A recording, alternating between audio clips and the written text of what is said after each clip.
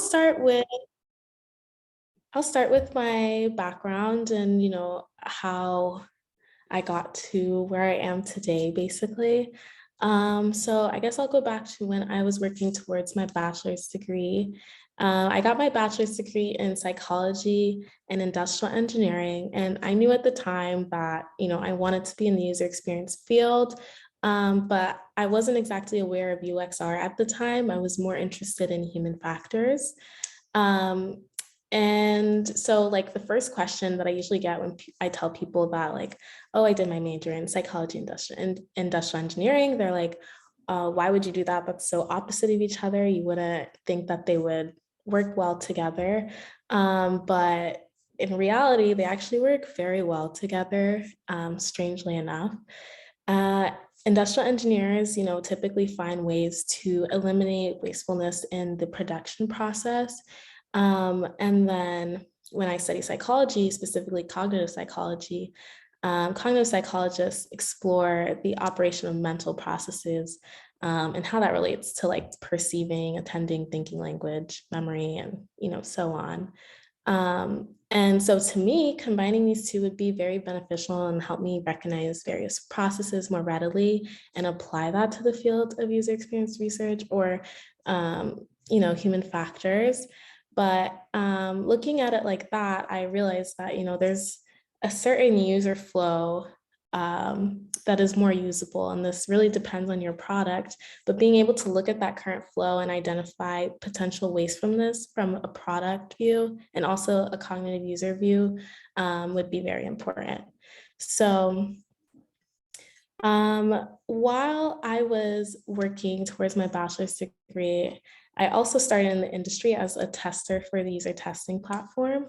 And here I was testing various products, evaluating them and completing heuristic analysis. And this was really interesting because it gave me great insight on how researchers set up their studies and what kind of information they're looking for. From concept testing and seeing that product market fit to evaluating finalized designs, I was able to learn from that and learn the information that they were considering when they're setting up these studies and creating these tasks for the testers to go through and complete. And from there, I was able to learn how to spot unusable websites and apps and then be able to create my own through personal projects, which ultimately gave me room to explore and grow, especially in those beginning stages as a researcher. And so I would say that was ultimately very instrumental in helping me understand and then advocate for UX in my later and current roles. So after that, I joined a startup as a business development representative.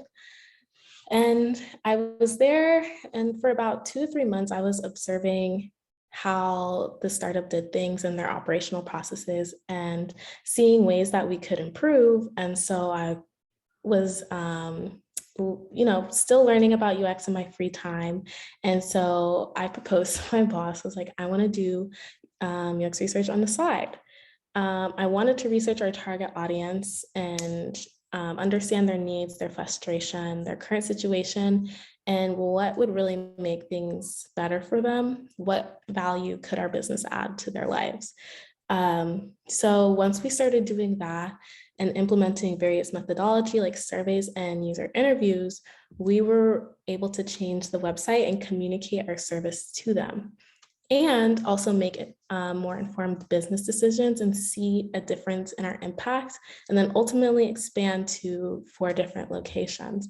So with this position, I definitely say that it led me to see the true value in UXR and also understand both sides of it, the product side and then also the business side.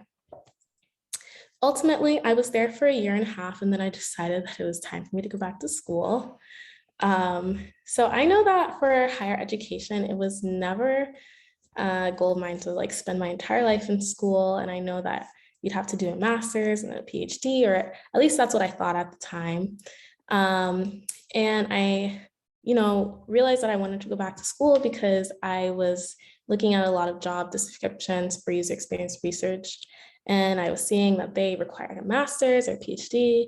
And I was like, well, I don't have that. And the alternative to those was like, well, you should have 5 years of experience. And I was like, I also don't have that. So let me go back to school. And at this stage, I didn't even have a portfolio or anything that would really showcase my work or allow me to break into the field as I wanted to. So I was looking for ways to become a subject matter expert and a valuable addition to whatever team I ultimately joined. So when choosing a program, sorry, you can go to the next slide for this one. When choosing a program, I considered a couple of requirements. One, I was thinking relatively short time to complete the degree. Two, the advisor's connections. And three, its relevance to UXR. I say relevance to UXR because a lot of programs at the time were more heavily on the design side. And I knew that I didn't specifically want to be a UX designer. It would be great to have those skills, but I was definitely on the research side and I wanted to stay there. So that's when I came across the PhD program for human-centered design. And human-centered design is basically a problem-solving process that starts with the people you're designing for and ends with new solutions that are tailor-made to suit their needs. For me, this was perfect because while I had the business processes and mental processes covered with psychology and industrial engineering, I was definitely missing more of the design side. So I started that, and now I'm a year and a half into it.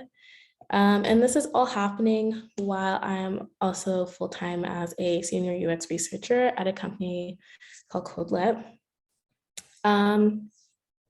So I know that it is definitely jumping from a bachelor's to a PhD is not the norm. And so, contrary to popular belief, it's not hard to skip over your master's and go straight to your PhD. The first step is definitely to find a program where their requirements for attendance match your credentials. And then from there, you can look at how the program is set up. Most PhD programs that only require a bachelor's degree will include the coursework for your master's. So you're actually completing your master's at the same time, just in a more condensed way.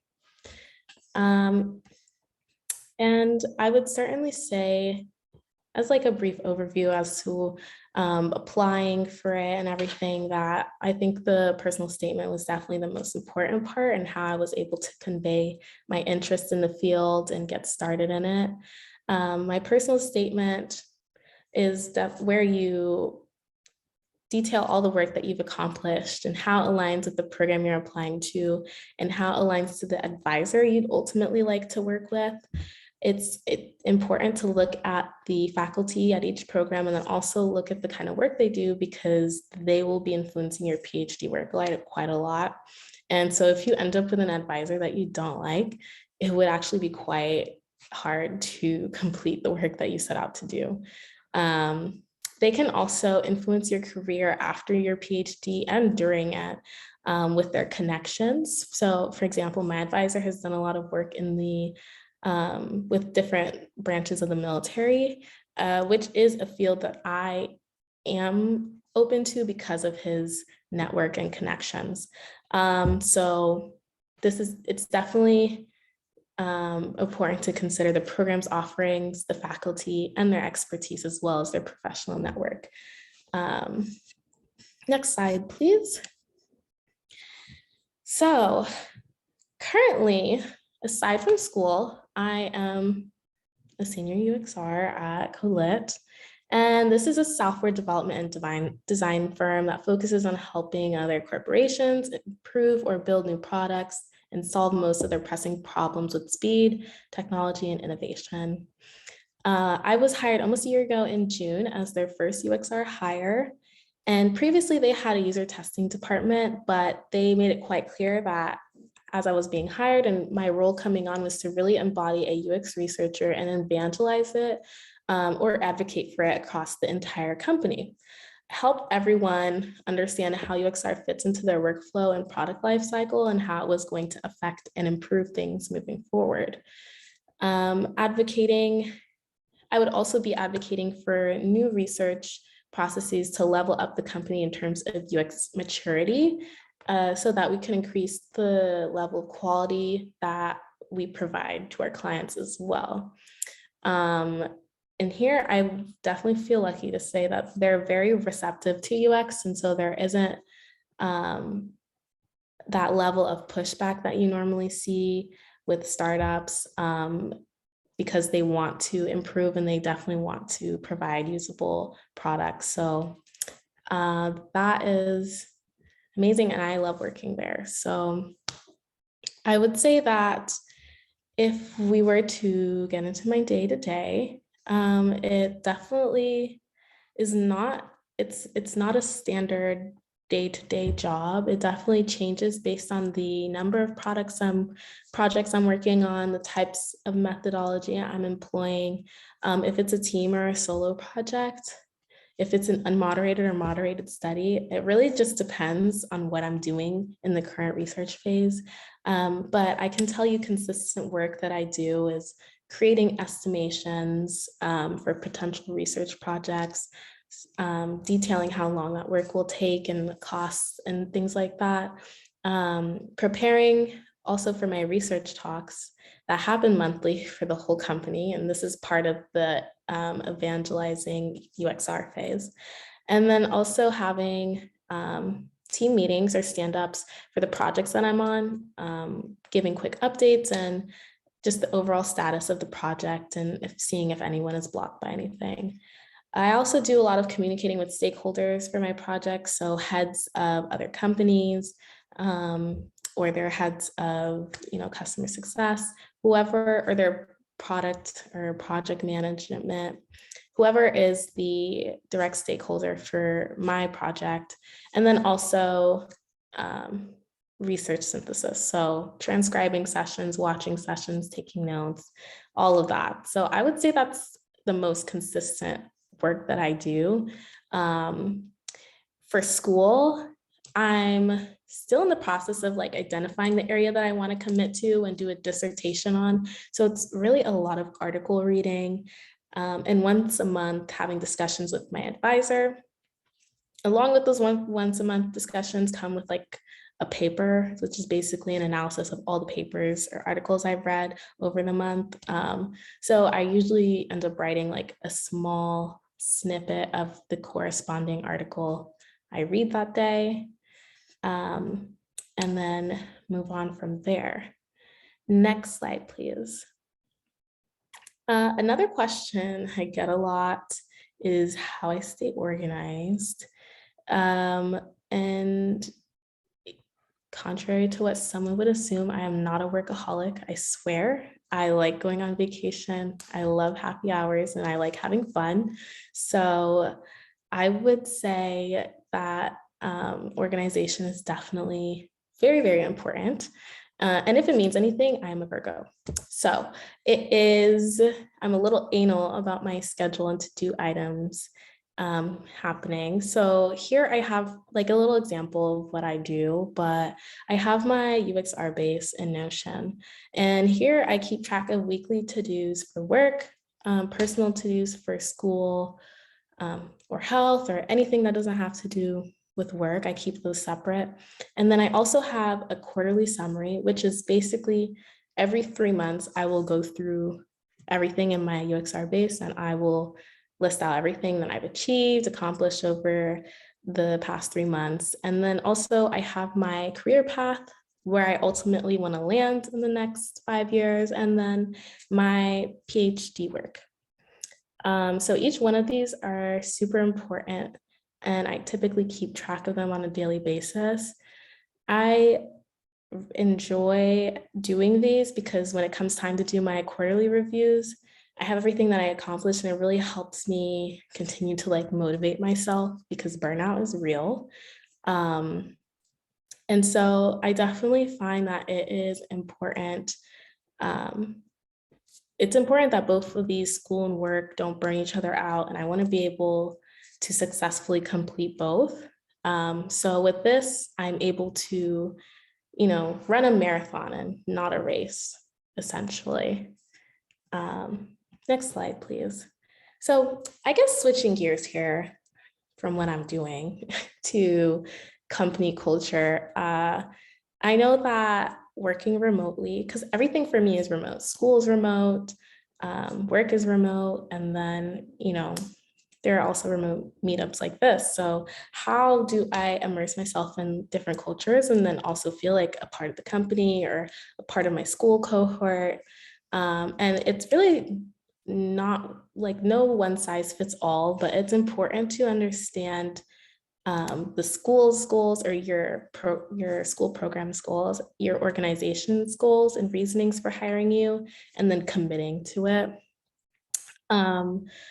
For example, being Codelitt's first UXR hire, I had the job of advocating for research. So everybody can be knowledgeable on research and ultimately be able to talk about it without actually being a researcher. And so that turned into hosting monthly calls for the entire company, not unlike this one, and really just facilitating workshops and making learning about UX fun for them. So I would teach them about affinity and empathy maps or how to make a persona, or storyboarding, like other things of that nature. And then it's the same thing for school. I have projects that I have to complete and article reading, and it's really just involving I say cohort, but like the people who also started their PhD at the same time as me, basically my year mates, and involving them and asking them for analysis sessions, or even just like a article reading session to go over the articles we read and like feed off of each other in terms of learning and knowledge. So that is one way. And next slide, please. Another way would be, I know that one was mostly about your work and committing to it, but this one would be just like virtual participation, right? So taking the time to get to know our coworkers or schoolmates and remote virtual coffee settings are also really helpful for that. Setting aside like 30 minutes a week, a month, or every other month to like get to know your coworkers is important and fun. You can learn about their job, you can learn about their background, what they're interested in, and you can ask them anything that you want to connect with them on a level outside of work. And I would also say going to school events, company events, remotely, happy hours, department talks. If they have orgs, go to those. All of these help you find your place socially within the company and allow you to find joy in working with your colleagues and also find like a little work bestie, So yeah, in the end, I would say that, taking it day by day and just doing your best, because, time flies and I would have never expected to be doing everything that I am today. Working and doing my PhD, I know younger Elizabeth would definitely riot at the idea of all the extra work, but here we are. But yeah, this is it from me. Thank you so much for listening. And if you have any questions, feel free to type or unmute or ask, and I'll be happy to answer.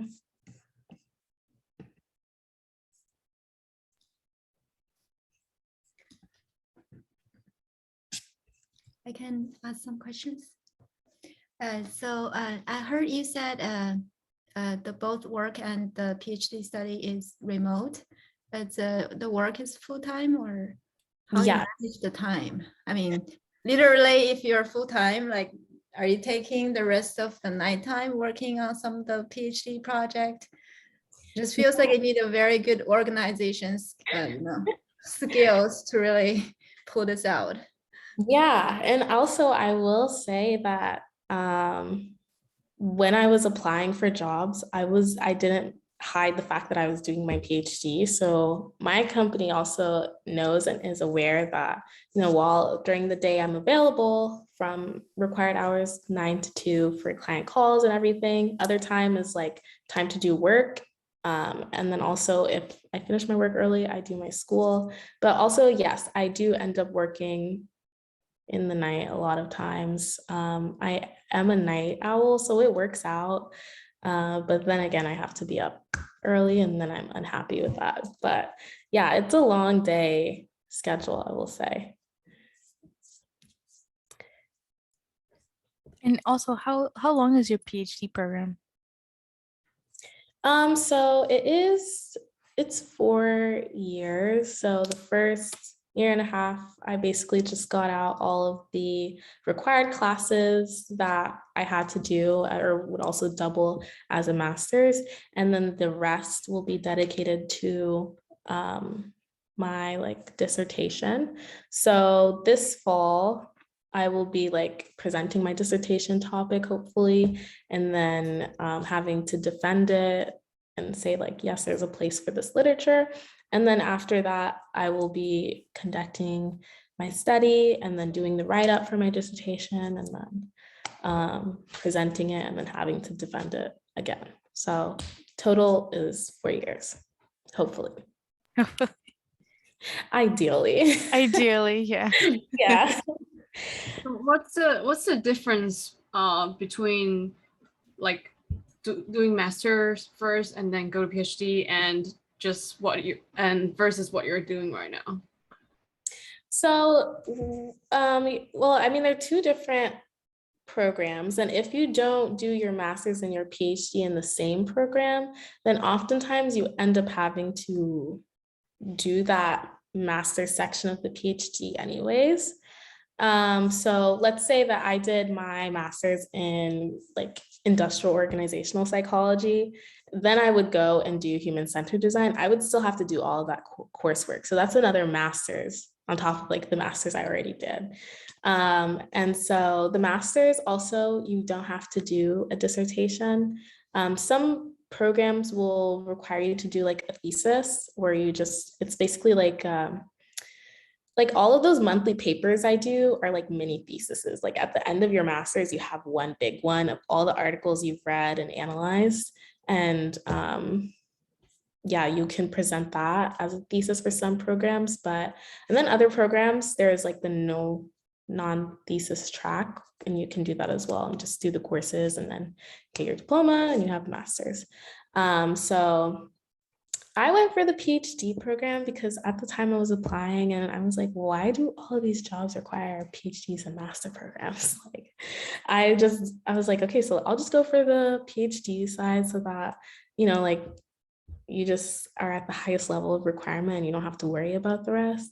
But yeah, I think I was really just looking at very highly qualified jobs or something. I don't know, but yeah, that's how I ended up doing that. What's your, because you mentioned that you keep track of your 5 years goal in your note.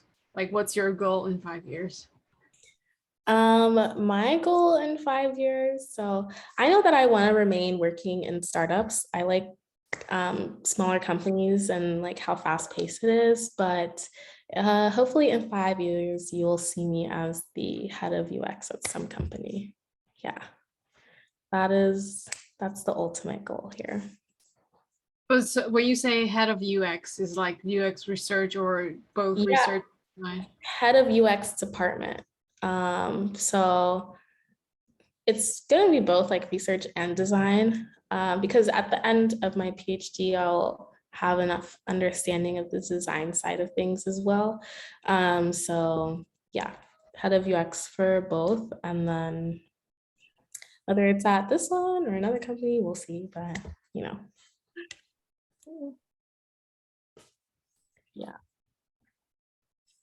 Hey, I had a quick question for you, and thank you so much for all the info, by the way. Sure. But I basically wanted to know, like, are there specific prereqs? Like, I know you said that you did your bachelor's, but I was wondering, is there like specific coursework that's required to that helps you get into like these programs? Yeah, so it depends on the program, but there are so you have to have like a GRE when I was applying, and GRE is like the graduate school version Right. of the SAT and ACT. But when I was applying, actually, COVID was starting to break out. So they were like, oh, you don't need a GRE for this one, which was kind of lucky, I think. But so you need a GRE. Also, the courses, some of them require specific coursework, but the program I applied to did not. They just wanted to, that's why I said like your personal statement is kind of the most important part, because you have to leverage yourself and your background as the most advantageous for this new program. And so I took the stance of, I had worked in a startup and I had my bachelor's in industrial and psychology. So I was like, okay, well, with this knowledge, it's really beneficial for human-centered design because I already know all the moving parts of everything else. But with that knowledge, it can really supplement the design process and also finding new and personalized solutions that way as well. And then also it was kind of like the advisors, making that appeal to the advisor you wanted to work with and saying, I think our backgrounds would match up pretty well. This is what I'm thinking of doing in my PhD program. And obviously it's nothing that you say in your personal statement is set in stone. It's like an initial thought, right? For what you want to accomplish. Because once you meet your advisor and like you start planning out your PhD together, things will definitely change. Like I never considered working in like the military area, but when I was like the first year I was with him, I was definitely applying to like research programs in the military and things like that because those were his connections. So I would definitely say really look into those requirements, but I know the most standardized one is having the GRE and then also just like a similar-ish background. And if you don't, plenty of people transition anyways. And I personally think it's easier to transition into a PhD program that you know nothing about than it is to transition. Oh, wow. That's really interesting. So yeah, I know it's a little backwards, but yeah. Thank you so much. Really appreciate it. You're welcome. I have a question. So for your current PhD, what made you choose that program versus others that you may have been looking at? So I actually that was so I was looking at human factor PhD programs because that was what I was like the most interested in at the time. But then I had my experience with the startup when I went from business development representative to UX researcher and all that. And I was kind of like, oh, I think this would be more fun. I'd done a lot of research in my undergrad for my psychology degree. And so I was thinking, I was honestly just like, I'm on YouTube a lot. I was like, what is UXR like? And then, but I was always just seeing a lot of UX design videos instead of UXR. And so I was like, okay, the design side will be helpful to know because obviously you have to translate your results to designers and then from designers to engineers. And so I was like, well, why don't I just take a PhD program that focuses in design, but still has allowance for research? And that was also another thing. When I did the interview with my advisor, I made sure to ask him, because it's not just an interview for me, it's an interview for them too, because I have to make sure that I'm going to spend all this money on a PhD program. I have to make sure that it's like good for me. And so I was asking, like, I know I want to be research focused. I would love to have the skills of a designer, but to understand that side more. And so I can meet designers, researchers and designers can meet in the middle more, But from there, I was asking him questions, like, how much research do you guys allow? Is there any projects here that would require research that would help me build a portfolio and other questions of that nature? And then from there, I was really able to determine that he was a good fit for me because he was definitely more hands-off in terms of like molding your PhD to what you wanted it to be. But also he offered enough guidance so that I would never be lost, if that makes sense. So that's how I ended up choosing that program. And also human-centered design, it offered a new perspective as well, because there's user-centered, but just human-centered in general. I really liked, and also I'd taken a class in like ergonomics. And I was like, oh, this would be cool. So ultimately, that was what helped me decide. That's awesome. And I did want to ask also for your PhD, I know certain programs like they give you grants or something like that. Is that something that applies to your situation, or how else are you financing? Yes. So my program gives grants, loans, and the other grant is like through TAing or like doing like assistant researcher. And the first semester, or the first year, I wasn't really like working, or I was working in the startup, but that was really flexible for me. So I was TAing with my advisor. And now I am not. I am just relying on loans and the other grant I got for academics, because I don't have time with my full-time job. I would love to, but I think that would be way too much for me. So Right. yeah, right now it's just grants and loans. And I'm sure I'll regret it when I have to pay them off, but we'll worry about that later. But you'll have a PhD Exactly. I'll have and you'll be head of UX. yes. We gotta remember the goal here. Yes, exactly. And I'm also curious, like, do you think the way you look at UX or the way you practice it change after you're studying your PhD? Like, does it relate anyway? It definitely does. Like it definitely, I'll take accessibility, for example. I know that when I started out, I didn't have like a strong background in accessibility. I only thought of accessibility as, like assistive technology, things to help people who have disabilities.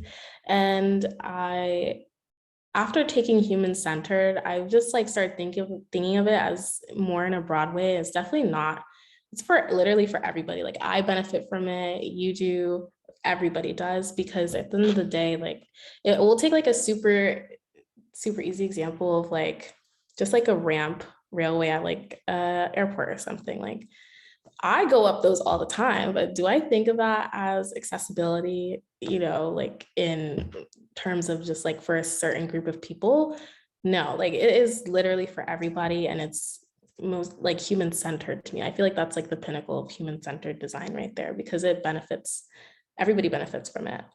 So I think that it's definitely making me look at things more in a broad way and not just for like certain groups of people.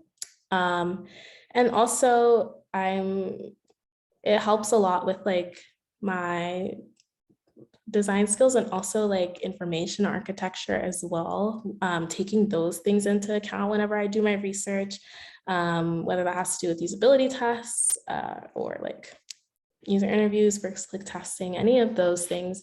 I think it helps a lot in those areas for sure.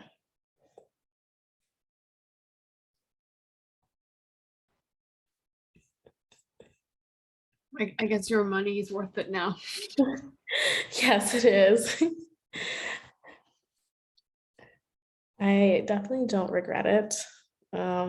But I think at the end of the day, I don't regret doing my PhD, and like I'm continuing on with it, but I don't think you need a PhD for UX or UX research. And I know that right now, a lot of people in academia who have their PhDs are transferring to UX research because they're like, it's a lot more flexible, and they get to do a lot more, I don't know, creative freedom in terms of research, I guess, and the things they research. But I think there is like a power in the fact of UX research being so flexible and allowing from literally everybody from any type of background to come in and use that background to their advantage. There's just, I don't feel like there's another field that would really and truly let you do that. And then also it's just, there's no background that's useless in UXR. So PhD is nice. It's a lot of work, but it's nice. But you could definitely just make do with your bachelor's and or certifications. There's a lot of those now. I think when I was getting started, there was next to none of those, because I still think UXR is a relatively new field. And also the separation of UX design and research, and those two being their own jobs, is relatively new. So I think that there is an advantage more now than there was a couple years ago. That's helpful. Yeah. So in terms of PhD or full-time UXR job, I would say it's up to you, but maybe not both, but it's helpful either way.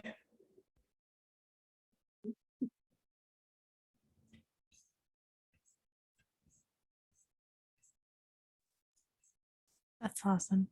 Anybody else have any questions?